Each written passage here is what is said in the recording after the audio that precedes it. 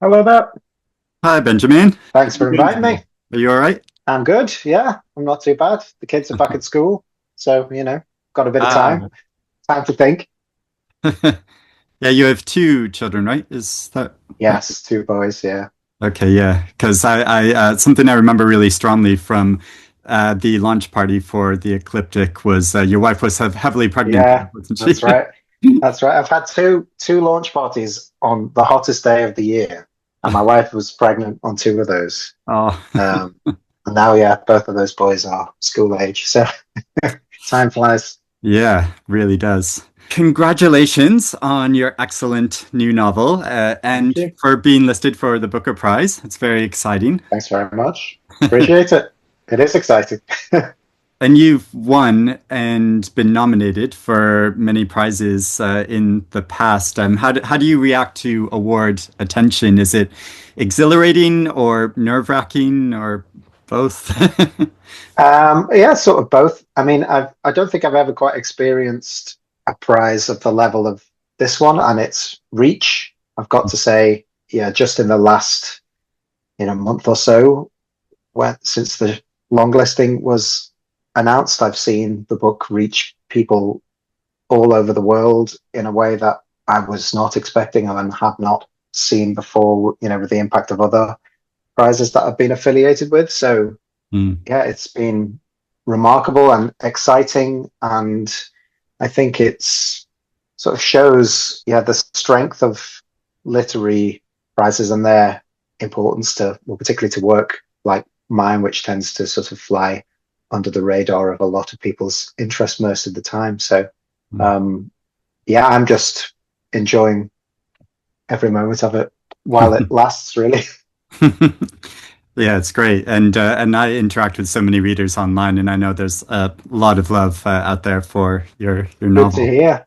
Good to hear. I'm not on any social media, so I'm a few people send me things now and then, but Mhm. I'm not too aware of all of that. But that's great to hear.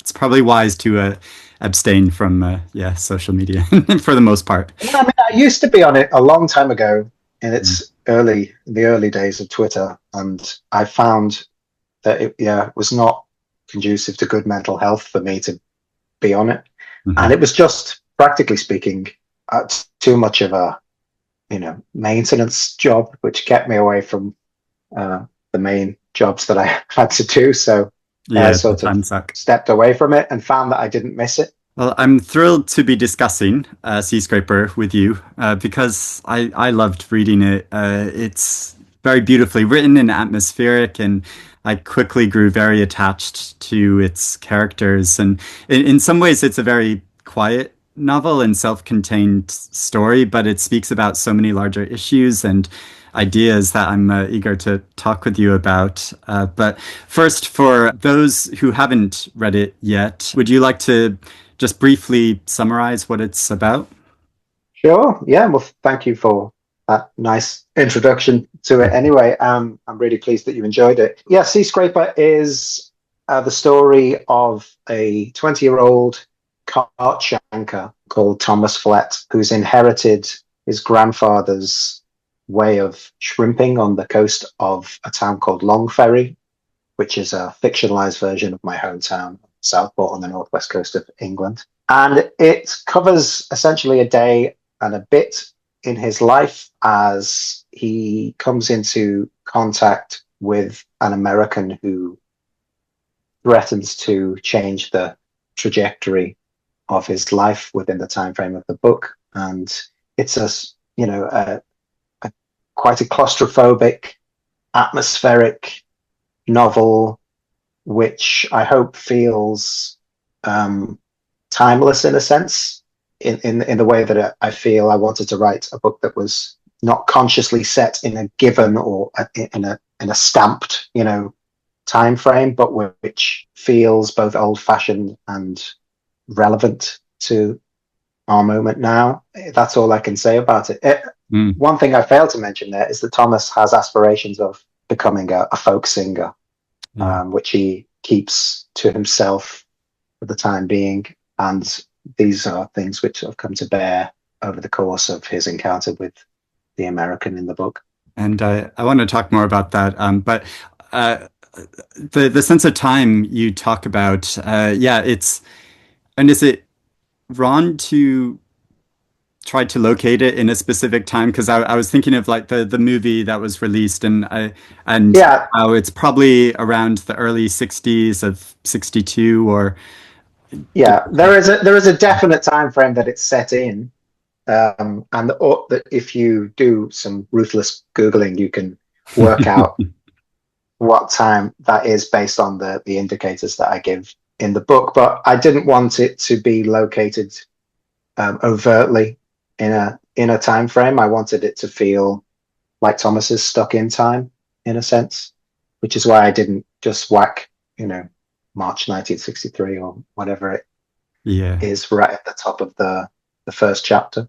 Yeah, that makes sense. And like with his character as well, he feels like he kind of straddles two different time periods. That he could be a character from the 1800s with the labor that he does and the life that he lives. But at the same time, he's a young man and, as you said, a aspiring folk musician. And so does feel like he fits in with that period as well, and that he feels like both a young man and an old man at the same time. And yeah, so it's so Absolutely. interesting how he Yeah, integrates that. he's committed to the traditions that he's inherited from his grandfather, which are sort of dying traditions, and he's the last vestige of those traditions. So he's kind of an emblem of that in some ways, but he's also an emblem of a younger person wanting to move away from their sense of duty to heritage and all of those things. And why did you choose to write about the local shrimping industry over other regional jobs? Have people in your own family been sea scrapers? No, that would have been helpful, wouldn't it? I could have done a lot of really good field work, Um, no, I started the book with the notion of writing about home, which I'd never really done before. I wanted to write a book which was a bit more open-hearted in the sense that I haven't really ever written anything that's consciously autobiographical before. I've always sort of strayed away from that. Mm. But I knew that I wanted to try and write about the place that I grew up because I had a lot of strong memories about the place, and I felt that I could put myself there and describe its very particular atmosphere. But I didn't want it to be about the town of Southport either. I wanted it to be a kind of a stylized and more flexible, dramatic setting that I could sort of curate for my own effect within the novel. And I think my compulsion to write about home came from the fact that I sort of spent a period of having a bit of exhaustion. I think I had a sort of mental exhaustion over writing fiction and reading fiction and teaching fiction all at once for many years at a time. And I think coming through COVID and having to write a novel during COVID to a very strict deadline, which was intensely research heavy, made me want to write something that was more written from memory, written from the gut, that I wouldn't have to do a ton of research to communicate to the reader. Mm. So I thought about, well, I can write about home. And when I thought about home and when I thought about the town, I kept returning to this image, which was of a shed on wheels parked up on the beach. So it's what you learn in the book is a shrimper's rig. And I used to see these all the time driving down the coastal roads. They would be parked up. Sometimes, we might catch one coming back in and parking up. And my younger brother took a photograph once, which I remember taking away with me when I went to live in Canada for a couple of years, which was the first time I'd ever lived away from the northwest of England. And I just had that photo as my screensaver for a long time on my computer. And it's stuck in my head, and I've carried it around with me forever. So when I was thinking about writing about home, I was drawn back to that image, and I thought, well, I know that these are shrimpers' rigs, but I didn't really know much of the substance of that or the heritage of what it meant and whether it had any. So I did a little bit of research then and discovered the wealth of history of the shrimping industry in this area that I'd grown up in, and all of its peculiar and particular details. And when I came across the factual information about cart shankers, I immediately got a kind of tingle of excitement as a novelist, where I thought, there's a character for me here. I felt like I had a kind of empathetic connection with the people that I was reading about. I felt that there was a dramatic possibility there. I tend to write a lot about characters who are isolated or loners. I felt like a cart shanker could embody quite a lot of what I wanted to write about, which was both place and time and aspiration, and where that fits in those two things. So yeah, it came really from an instinct to write about home, and then it developed into something that became more and more particular to the history that I was researching. That's really interesting, and the sense of place and is evoked so strongly, not just the community and the beach, but his labor and his work and all of the details of that. So did your research go as far as you trying to practice the technique of sea scraping yourself? Because No, I no. feel like, yeah, you really like took me there, and I got the sense of the Thank you. moment.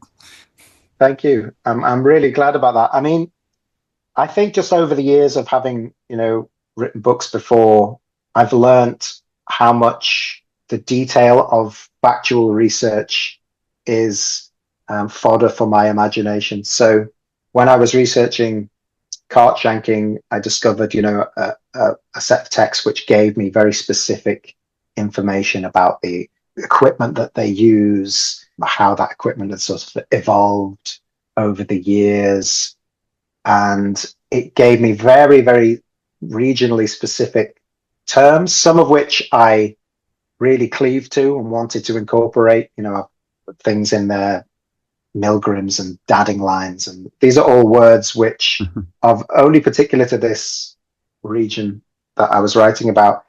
And I knew I could put those in the mouth of my character or the mind of my character, and they would lend it a kind of verisimilitude that I wanted. But I never wanted this book either to be too driven by its dialectical quality or anything sort of idiomatic. I wanted it to feel, again, like the sense of time. I wanted it to feel both in place and out of place, like it could be anywhere. Some of the reviews that I've had have placed this book on the Kentish coast, and some of I like the fact that it feels like a place that people can connect with, regardless of the fact that it's based on a very particular place to me.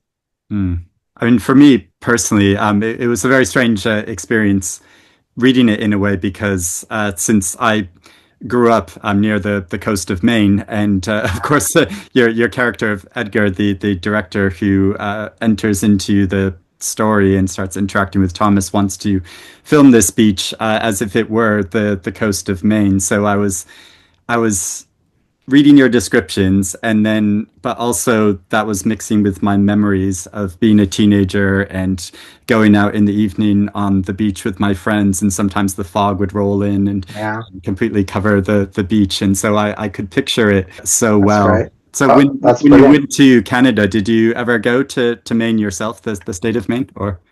Not when I was in Canada. I did all of the West Coast because I was in Vancouver. Oh, I right. did a big trip up and down the West Coast. So I saw a lot of my favorite parts to visit was actually the Oregon coast, which absolutely blew me away when I visited there. Yeah. But I have been to a lot of the East Coast as well, parts of the Maine coast, parts of Connecticut and around there. I knew that it's a very different place, but there's something about the cold sea in the spring or the autumn which feels disconnected from any particular place. It feels like when you're standing next to the sea in Southport, you're standing next to the sea in on the coast of Maine, and I feel it's a kind of universal experience that I wanted to try and transpose into this book as much as I could. Although Southport is sort of famed for having this very long, broad beach where the sea seems to disappear. It seems to not be there most of the time. And people get into trouble trying to walk across to Blackpool on the other side of the estuary. And I wanted to embrace that as much as I could in Seascraper, because that's what made it such fertile ground for shrimping, but it's also what makes it such a foreboding place. And it always felt kind of foreboding to me, even when I was a kid on the beach. I knew the sea was there somewhere, but I couldn't actually see it. And I know what that felt like, and I knew that I could deliver that through Thomas's perspective as authentically as as I could achieve it. Yeah, I think you capture that disconcerting sense, but also he is so intensely familiar with it since he goes out there every day and really knows the movement of the tides and the water, and also that not only is Thomas's job extremely difficult and physically taxing, but is also very dangerous, as there are sinkholes along the beach. So is that an actual thing as well? Are there sinkholes that form in the beach, and do people get them sometimes? I would say in Seascraper, I've sort of amplified their proliferation, but it's Southport and Morecambe Bay in particular are known for sinking sand, and in my research into cart shanking, and just from sort of maybe slightly apocryphal stories I was told growing up, I know that there is kind of treacherous channels where a horse can be dragged under and people can be dragged under. There was a terrible thing that happened in Morecambe Bay with Chinese cockle pickers, which is a story that I remember being incredibly rattled by when I heard about it. I think it happened when I was in Canada. It is a thing that particularly shankers of the early 1900s and the later shankers in their horses and carts would have been wary of in real life. I've done what a novelist does, which is take the facts and massage them for as much effect as I can have within the book without making them feel too unreal, hopefully. And I was impressed by how much this novel contains, even though, as you said, it's a relatively short book, and it's a much shorter novel than any you've previously published. So I wondered, did you start out writing a longer draft and edit it down, or did you always envision it being this compact? Well, I always want to try and write a short novel, and it always comes out longer. That's been the case for my previous 4 novels. I think I like to open out novels with detail which is significant, and that tends to make a novel swell if you have multiple perspectives to accommodate within it. This I knew was going to be a single viewpoint, and I knew I wanted to write a book which was set in a much shorter time span, so over the course of a day, or turned out to be a day and a bit. So I said, I think, to my editor, early in the process of writing my next thing, that I wanted to write a short, elegant novel if I could. And I certainly achieved the short. The elegant part is for other people to determine, but it was absolutely my aim to write something that was slim. I was actually shocked with myself when I realized how slim it it was. Mm. But I also didn't set any limitations on it either. A story tells itself in the time it wants to tell itself in. I always have that feeling about any narrative that I'm building. And this one just seemed to want to stop at the moment. It wanted to stop without me having to impose any ending on it or to truncate it in the editing process. I think if anything, I had to just draw out certain elements of it in the second draft, which weren't maybe there enough in the first draft, but there wasn't a great deal that I added in. Mm. It was always going to be a short book, and I'm really pleased that it turned out to be a short, portable novel, because I love, short, portable novels in hardback in particular. There's something really enjoyable about reading one. Yeah, and I do feel there's a certain sense that reading it, you could read this like over the course of a day or 2 days, and because it is so readable and so immersive that I think it adds to the sense that I've really lived alongside these characters, even though That's brilliant. it's Yeah, a short amount of time. that's definitely something I wanted to try and achieve. Is the feeling that the narrative was unfolding as close to sort of real time as possible, so that readers could experience it almost within the same time frame. So over the course of a day and a bit, that's how long it might take them to read, Mm. off and on. And in that way, it might be able to embody even more of that claustrophobic sense, and the feeling that you're there on Thomas's shoulder until he releases you. And there's a tension in the novel between different generations where Thomas is expected to continue with the family business and to provide for the family of him and his mother. But as you've said, he has his own aspirations to be a musician, and he conceals this from his mother initially. Can you speak a bit about creativity versus ordinary working life and what you wanted to say about them within the story and with that tension? I tend to write a lot around the subject of creativity or creative people. Mm. I've written about organ scholars and a classical musical sort of framework. I've written about architects and painters and set designers and people who feel either thwarted or they're so kind of untrammeled that they go off into their own minds to some extent. And I think that I tend to write around that subject because it's both a fascination to me that we can't really define what creativity is or where it comes from.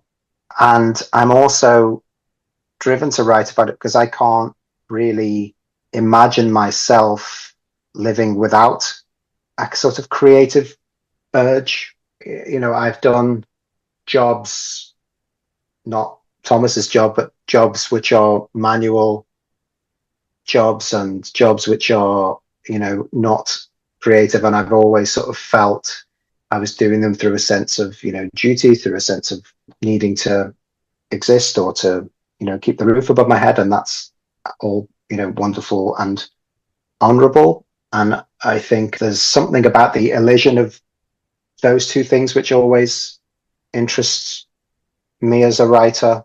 The honor of maintaining a way of life and being true to your upbringing and true to the people who've raised you and providing for people through your means. I think there's something, incredibly human and valuable about that. And then how you square that off with aspirations for other things, whether that's a kind of career ambition to reach the top of whatever field you're in, or something that comes from a feeling, an instinct you have that you might have a talent for something else. And to me,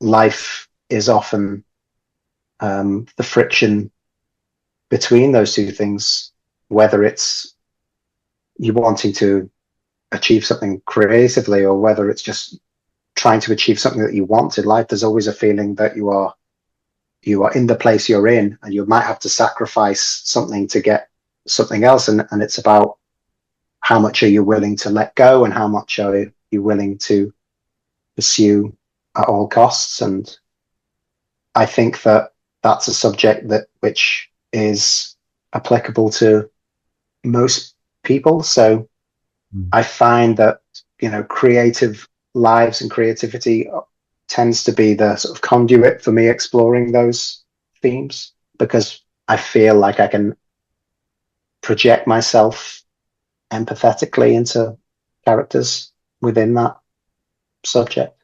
Mm. And it's so moving how that yearning to be creative expresses itself through Thomas, because I feel like since he's at such a young age, and he has this yearning, which he almost doesn't seem to want to admit to himself, of wanting to be valued, because I don't think he does feel very valued in his life, because he does this solitary work. His mother values that he does it as long as he's bringing money in, and the man that he sells the shrimp to doesn't even really value him at all, or have much of a relationship with him. And so I feel like it's mixed in. His part of his drive to create music is to be create something that he will be recognized for and valued for, in a way that he hasn't been felt already. And it's why I really felt for him and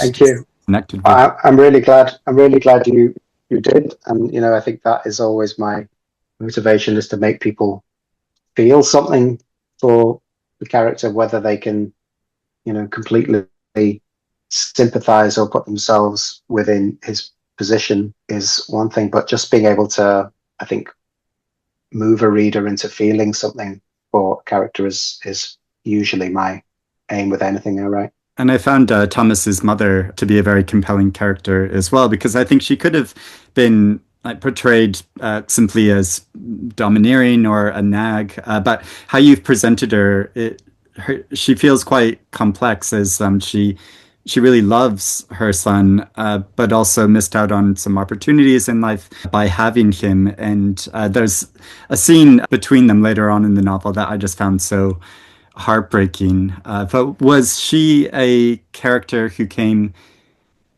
more easily to you in a way? Because I mean, you're in fact older than she is in this novel, or did it take some time to work out her backstory? I think I wrote that one very much from the gut and from the heart. I think it's part of the book which, to me, feels like a personal element, that it's built from memory, not memory necessarily of my own mother, but from people that I know and have, and grew up around. I think once I understood the complexity of her backstory in my mind, that enabled me to present her worldview. The fact that she, has had a moment in her life where she could have done something or gone somewhere else, and had to really let go of that aspiration or that opportunity out of a sense of duty, because something happened to her which put a stop to it, means that she shares a lot in common with Thomas in the book and with other characters in the book. The most important part to me of that section of the book was not to have her be a kind of, cantankerous villain of the piece who, doesn't want Thomas to have anything good in his life, or she instead takes his ambition to be elsewhere to heart, which I think, in my experience, is a more truthful rendition of the parental instinct, which is to feel that your child's will to be away from the thing that you've raised them into is somehow a failure on your part, or somehow from their perspective is a disloyal act.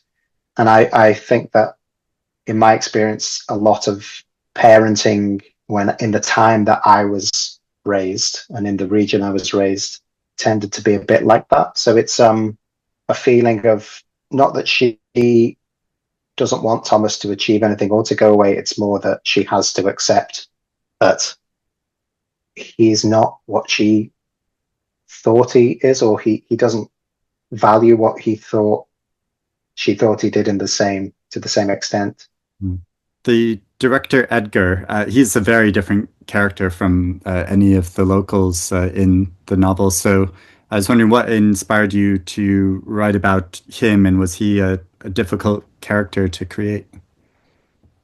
Yeah, I think he was probably the character who I had to consider and reconsider and reconsider in terms of his role in the book and what sort of dramatic baggage he was going to carry into this novel, which is about a young man who's scraping shrimp off the beach. I knew that I was building to a moment where Thomas is going to arrive home and he's going to find somebody in his living room with his mother. And I think I probably wrote everything in the first draft up to that moment and then stopped for a while. I wasn't stuck, but I knew, hang on, this is the part of the book that you've got to get right. I don't think you can just instinctively let the story run away here without knowing who this person is and where he comes from and how he fits in with the sort of rest of the network of the plot, as it were. So I had to really consider him and do a lot of thinking about what kind of character he was, what his occupation was, what his relationship to the town was, all of these things. And I ended up, being inspired to write about him, because I figured out how he could help the plot move forwards, but also I tend to read a lot of biographies of people who I find inspiring. So I was reading a lot about Marlon Brando for some reason. And Marlon Brando led me down this path of reading about certain film directors, which led me to watching documentaries about film directors. And I just sort of absorbed all of this information about directors like, Francis Ford Coppola, Michael Cimino, Stanley Kubrick, and their very particular demands as auteurs of Hollywood cinema, which had their own sort of consequences and, their own legacy, I suppose. And I thought I could build a character who perceives himself to be, in a similar, of a similar status. So he's not really based on anyone in particular, but he's certainly a kind of aggregation of a lot of directors of a particular time. That's really interesting. And I was intrigued by how the issue of drug addiction enters into the story. And so I was wondering, did you read articles or hear accounts of people in the military who grew addicted to drugs which were prescribed to them? Or how did this sort of element enter into the novel's creation? Yeah, I think that was a consequence of research into, once I knew that the character had this sort of tale of a backstory that I had to account for. That backstory might not enter into the narrative itself, but I still have to know what it is in order to build that character effectively and authentically enough. And I think once I realized who Edgar was, I started to read a lot about, his war experience and try and inform myself as much as possible. And that was one of the details which I alighted on in the course of that research. And it made a great deal of sense to me. And I knew that I could use it in a certain way within the book that would be not too conspicuous and that would be a sort of subtle explanation for some of his behavior when the reader comes to encounter it. And I thought it was very moving how the relationship you build between mother and son, and it's another way in which I think this novel has a kind of timeless quality to it, because even though you're writing about a specific history of people in the military and drug addiction, which grew from ones that were prescribed to them, but you could almost relate it to the opioid crisis of recent years, and how so many family members, struggle with trying to continue to care and look after their children while also tackling the reality of addiction. And and I just found that very moving, how you showed that relationship. Now, not only have you written a very beautiful novel, but you've composed and recorded a beautiful song to accompany the book. And for anyone who's not heard it, this song is on Benjamin's website, and I'll put a link to that in the description below of this video, and also the image on your website where the song is located ties in wonderfully with the story, and so I found that so touching, because I listened to the song before reading the book, and then after went back and I was like, oh, okay, I see. And so did you get the idea of actually recording this song while writing the novel or afterwards? I'm really delighted that you like the song. That's great.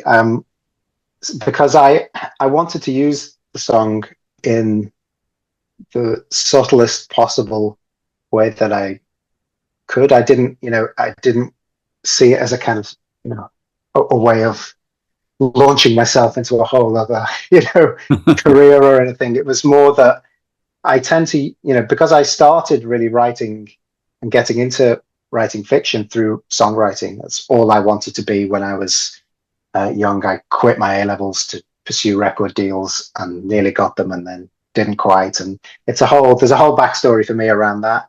But songwriting is something that I've never kind of stopped doing it, but it's become more of a private thing to me over the years, a thing that I use as a release, almost as a kind of therapy. But I often use it when I'm writing novels as a means of getting to the essence of something truthful that I want to say.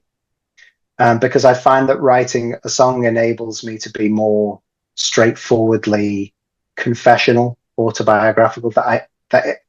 Something about writing a melody and fitting words to it which lifts memory to the surface, and that fiction sometimes doesn't.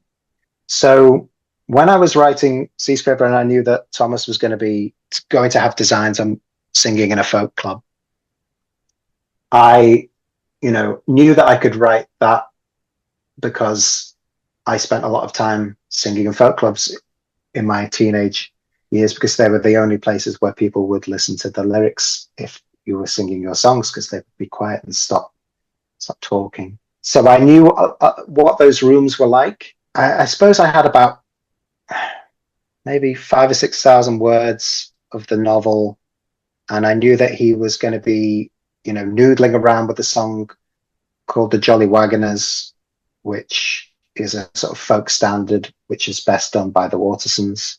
And I thought, well, if he's going to have designs on singing, that's one thing, but maybe he'll compose his own song too. And I thought it would be useful to write a song from his perspective early on when I was writing the book, just so I could get a sense of how he sees himself, and how if he could confess his own feelings to his grandpa, how would he voice that? And that's how I approached writing it. So I picked up, guitar, and it was in a strange tuning that I'd had it in and forgotten about, and just the song came quite quickly, and the lyrics came quite quickly.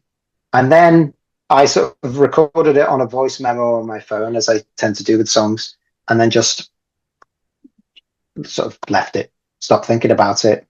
And I tried to write maybe 2 or 3 other songs which said something slightly different instead.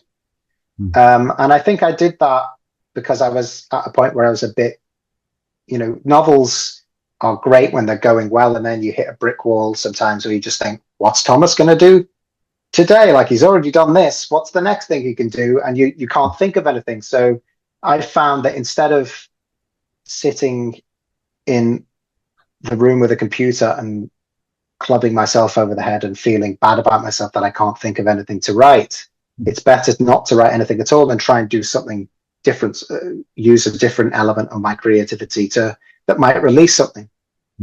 So I put it away. Then I went back to writing the novel. It carried on in its own, gained its momentum. I got to the point towards the end of the book where the song, emerges in the novel.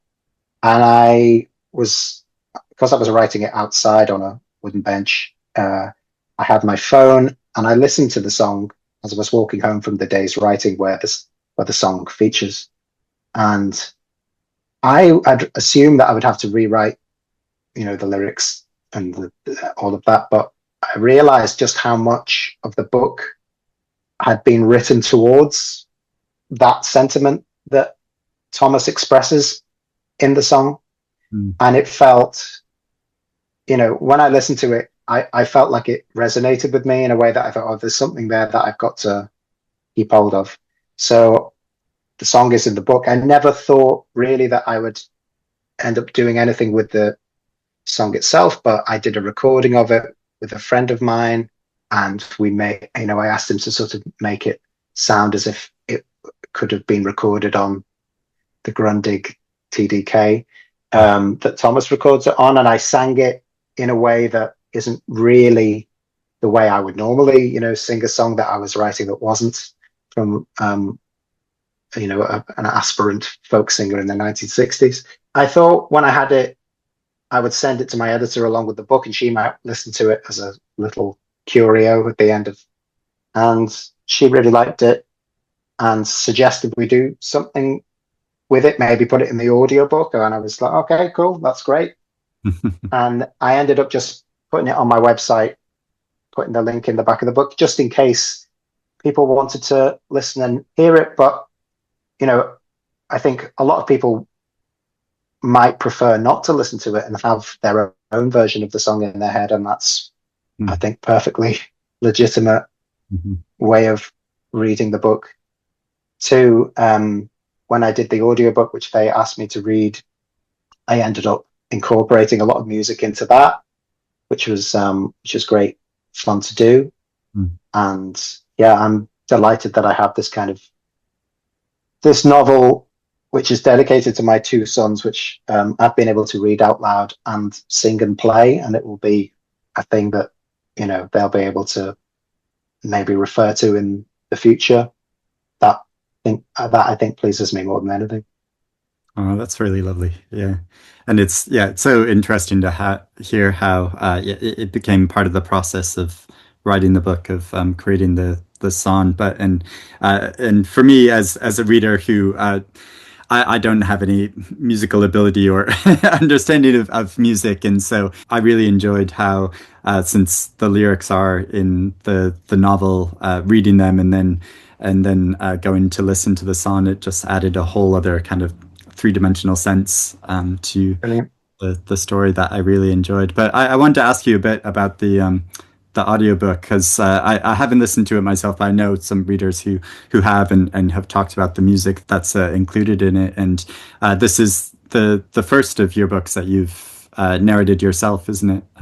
Yeah, it was the first time I've been asked, which might say something about me, but I think my editor, Viking, knew it was a very particular book and one that felt sort of personal to me, and I think she had a very good idea that you may as well read it because you know how it sounds in your head. And I was kind of delighted to be asked, because I just thought it would be fun actually to be able to voice these characters in the way that you hear them in your head for the years that you're writing the thing.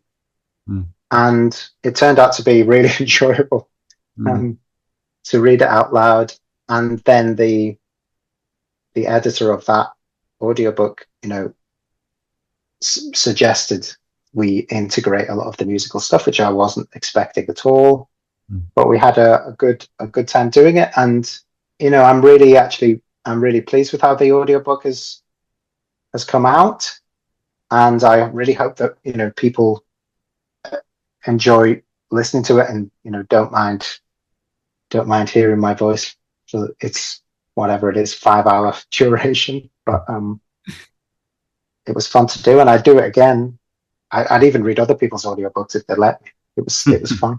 And now, as a way of asking about books that have influenced you, since I've started speaking to some authors over Zoom, I like to ask them if they want to show physical copies of some of the books they own, which have a special meaning for them, whether it's a book that was a big personal influence on you, or something which belonged to a family member, or something that you've written a lot of notes in. So, are there any books from your own personal library that you'd like to share on screen? Yeah, how many do you want? Because you asked me to share books, and I'll end up sharing Yeah. hundreds. I'm sure you're the same, Eric. Yeah, just one or two or three. Or So, I mean, I guess I'll start with this one. This is meaningful to me. This is Michael Marshall Smith's novel, One of Us. I This is don't a think I've heard science of that. fiction novel. Hmm. It's so I'm going to share this with you because this really is a book that started me on the course to becoming a writer. My mother picked up a hardback copy of this when I was, I think, 16 or 17 from a shop called The Works in Southport, which is where they had a sort of um, lot of stock of either remaindered books or best-selling books that they would sell on cheap. And my mum picked this out of a shop, and she read the first line or the first paragraph in the shop and thought, "Oh, that sounds like something our Ben would write," was how she put it. And she brought it back to me. And, at the time I was noodling around with writing fiction, and they were all sort of American tinged science fiction-y sort of stories. And I read this, and the opening parts was thought, "Oh, this is like this does connect with me." And I just ended up hoovering up this entire brilliant sort of, yeah, it's a really ingenious and very funny, dark and funny at the same time novel about a character who is he dreams for other people, so he's like a temp who does other people's dreams, and he gets sucked into a conspiracy. But the reason I wanted to share it is because Michael Marshall Smith, who also writes under the name Michael Marshall, I remember in the bio reading Michael Marshall Smith's debut novel was the groundbreaking Only Forward. His second novel, Spares, is in development with Steven Spielberg's production company, DreamWorks. And I remember reading that and thinking, well, I have got a feeling that Michael Marshall Smith might like the music that I'm writing, which was, me in my days as a, aspirant teenage songwriter. I thought, well, I'll send him a demo tape. So I sent him a demo tape to HarperCollins, who published the book. And I sent him a demo tape thinking maybe I can get on the soundtrack of the movie or something. And about 3 months later, I got a letter back from Michael Marshall Smith via HarperCollins to say he'd listened to my demo tape and really liked it. And if I ever play in London, he'd come and hear me play. And I was just over the moon. And he ended up being, a person who was really important to me. He wrote a reference for me for a scholarship that I got, which took me away to Canada. And I think without that book and without his, wonderful kind of generous spirit and his kind of belief in me as a young person, I wouldn't, have written any novels at all. And some of that I think is probably reflected in the plot of Seascraper in some ways as well. So it feels like an apposite one to share. Oh, that's lovely. I will say, I'm going to share the next one with you, which is, this isn't technically the book. This is Carson McCullers' collected stories. But I remember later in my life, I would have been in my mid-20s. So it was before I'd started writing bellwether revivals, after I'd done my MFA in creative writing, and I came back and I was teaching at Birkbeck in London. And I went into a Waterstones, and I've never heard of Carson McCullers before, to my shame. But I did the thing that I used to do a lot in bookshops and in CD and record shops too, which is just go into a bookshop and just browse the A to Z until something's title spoke to me. And I remember picking this up and reading it cover to cover, but being absolutely blown away by the member of the wedding. And I was blown away by it, I think, because it was, a deeply moving story of adolescence, of a character who's of adolescence on the cusp of adulthood. But I was just really amazed by it technically, its technical precision, how it uses the third person limited point of view to imbue a sense of childishness in the first part of it's a very short novel. It's technically a novella, I would say, or it could even be a long short story. But yeah, it imbues a sense of childishness in its mannerism in the prose in the early part, and then this has this wonderful kind of build up of tension where a soldier she meets in the town, and there's a kind of dark kind of sexual tension in that scene, which the reader just says, what's going to happen here? And the prose and the tone of the language in the second part becomes more adult and rueful and less childish, and it just reflects that turn in her character as she goes from Frankie in the first part to, I think, Francesca in the second part of the book. And I just remember marveling at the kind of technical precision of that, and how brilliantly functional it was for the kind of story that McCullers was telling. So I took a lot of kind of authorial lessons from that book, and I think I thought of it quite often in writing Seascraper too, because one of its best lessons is how to write a short narrative. It's a narrative, it's a story in which nothing massive occurs, but there's a turning point in the book which changes the character's life, forever, and it's enough to sustain the reader's interest from start to finish. So I took a real lesson from that, and I often impart that lesson to my students. And the other one I'll share, again, I think that this is Hilary Mantel's short story collection, The Assassination of Margaret Thatcher, which she had to wait to publish until after Margaret Thatcher died for obvious reasons. But the reason I hold this dear is because I'm a big fan of Hilary Mantel. Of course, I like really all of her work, but I think this is just this to me is her masterpiece. Like this is just magnificent. And I think that the story which really speaks to me is the story Comma, which I teach every year to my students. And I marvel at the wonderful things that they get out of it every year. But the story Comma is just a brilliant, foreboding, challenging piece of writing, which really exposes the legacy of childhood memory and how it pervades adult life and changes, a person forever. And it's it's just an amazing sort of, you would call it a ghost story in many ways, or it's sort of a horror story.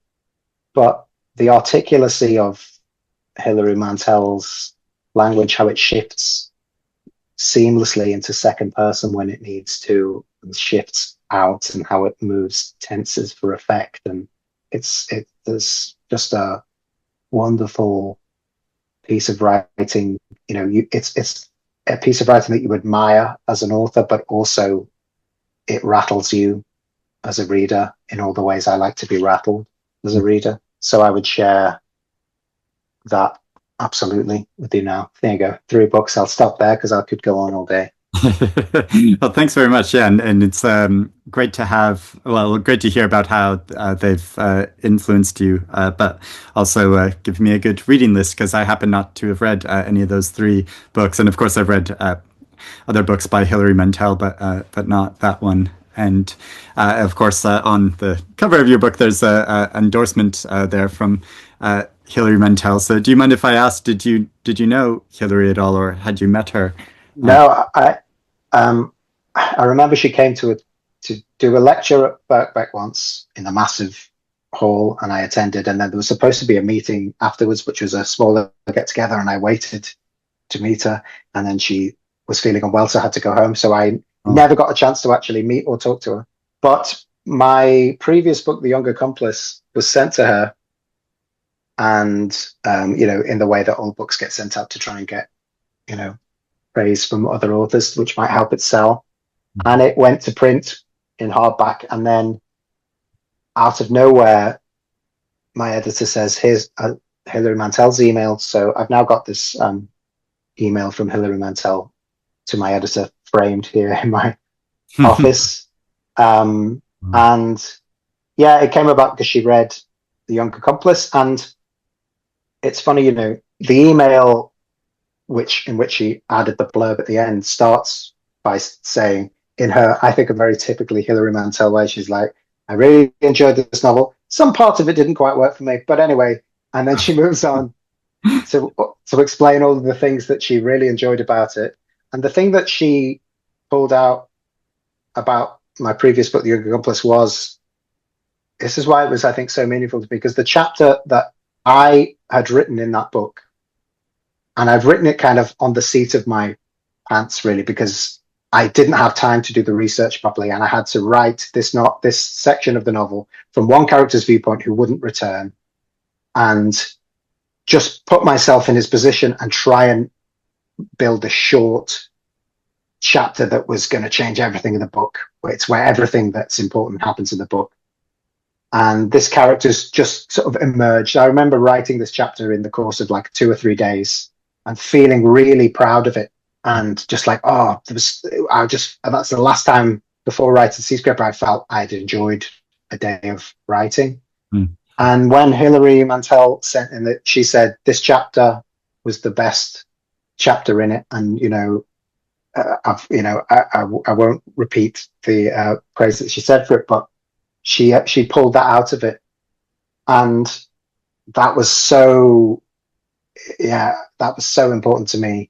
To hear that from her. And I went into writing my next book, which turned out to be Seascraper, wanting to write again in that same way. So I wanted to take the lessons I got from writing that chapter that Hilary Mantel singled out, and try and do a similar thing, but for the whole book, not for just one chapter. And that absolutely, if I hadn't written that chapter in Young Accomplice, I wouldn't have written Seascraper the way it emerged. So, yeah. Interesting. Yeah, and it must have been so exhilarating and validating to hear that came across and resonated with her, a chapter that you personally felt strongly about. Amazing. Now, I'll treasure it forever. Yeah, definitely. And with the authors, such as Hilary Mantel and many other authors like Colm Tóibín and Elizabeth Strout, they've explored the same characters' lives over multiple books. So is this something that you'd ever be tempted to do with I'm so Seascraper or previous books? I'm so tempted to do it. Yes, I mean, I feel in the current moment I'm in. I mean, don't hold me to this, but in the current moment, I feel like Thomas's story might be best left alone, and because it feels like it's attractive an idea to continue it, revisit him further down the line, and I'm not ruling that out, but I would much rather write, I think, a cycle of short novels set in Longferry about different characters in different time frames than I think I would like to continue Thomas's story.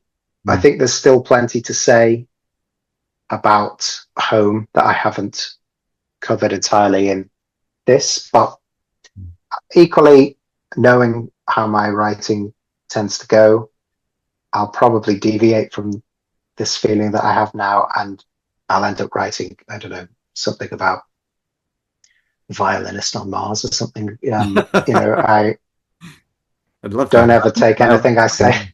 Yeah, I'll write that one down. Don't ever take anything I say in this moment to be where I end up. But I am drawn to the idea of writing a set of short novels sort of in and around the same theme or in and around the same place. Whether Thomas emerges again, I don't know. But I understand the appeal of it. Because once you know a character as intimately as I feel I know this one, it's very attractive to return to it, because you feel like you don't really have to put yourself back into the mindset you were at when you had the blank page before. It's like, who is this person? What's his life? What's he been through? You've already done it and written it, and it means that you can leap off from that. And then there are a whole other set of challenges to overcome. But I think I always end a book feeling like, oh, I'd like to write about that person again. And then something stops me. So that's probably where I am at the moment.